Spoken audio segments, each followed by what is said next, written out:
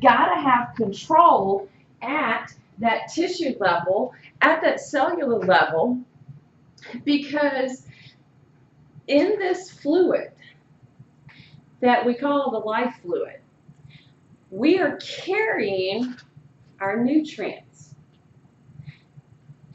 stuff that we pretty much listed, okay, and tons of other stuff. And at the same time, we've got to make sure that we can pick up the waste, return them, get rid of them on a proper level, and start the whole process over again. When we talk about blood supply in the body, you're going to hear the terms blood flow and then perfusion. Ever heard of that term? Because there is a difference, all right?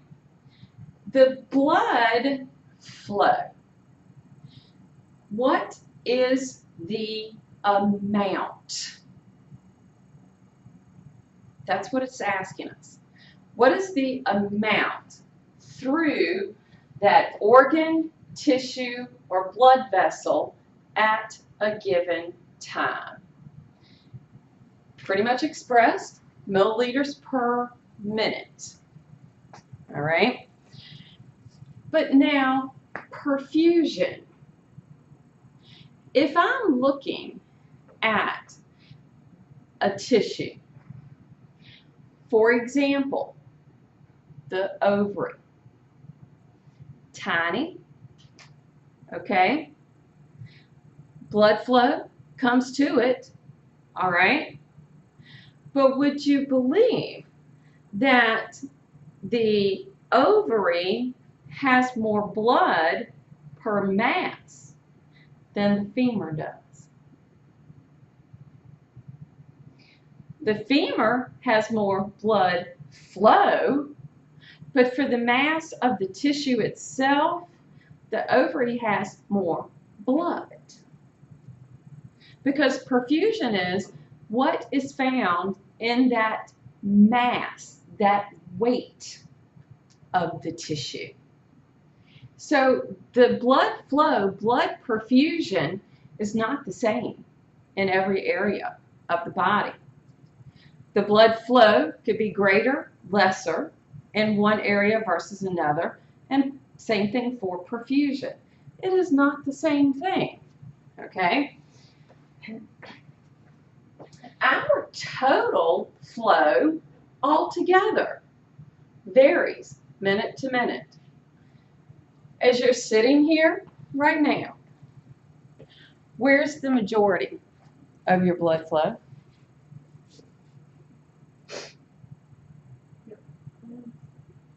You've got some in your upper limbs because you're kind of moving, taking notes. What does that compare to the lower limbs? Got less flow. What about the core of the body, the organs and the brain?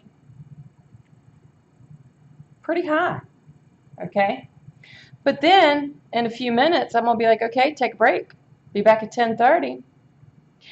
What's going to happen? Going to get up, and then, depending on how quick you get up and get moving, and how old you are, and that sort of thing, okay, what can kind of happen to the brain up here? Be like, whoa, do that again, okay? So, do you happen to know why that happens?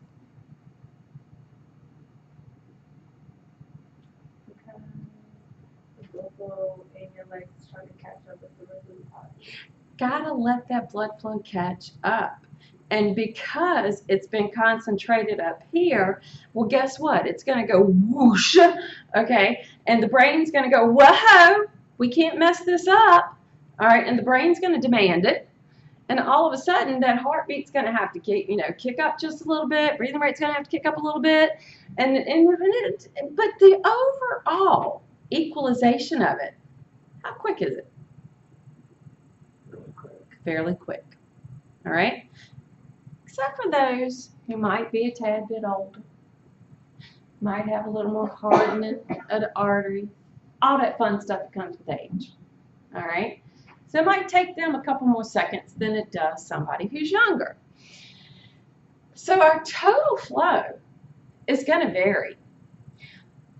When we look at flow, we have principles that are going to affect it.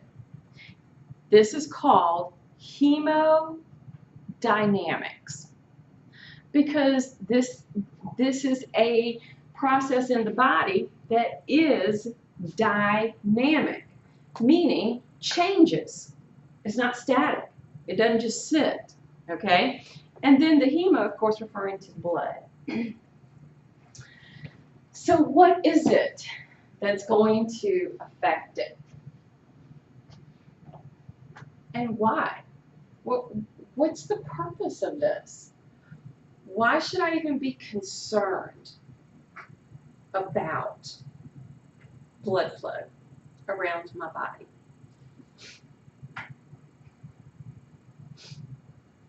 Why do I need to be concerned?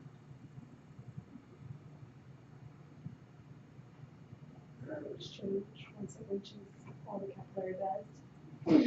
I need to make sure that for the tissues of my body, I'm having proper exchange. I don't want waste building up in any of the tissues of my body. All right?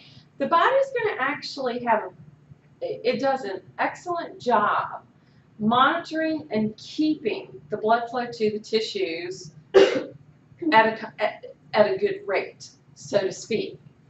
So, physical principles, okay, something that is affecting the physical portion. This control of the flow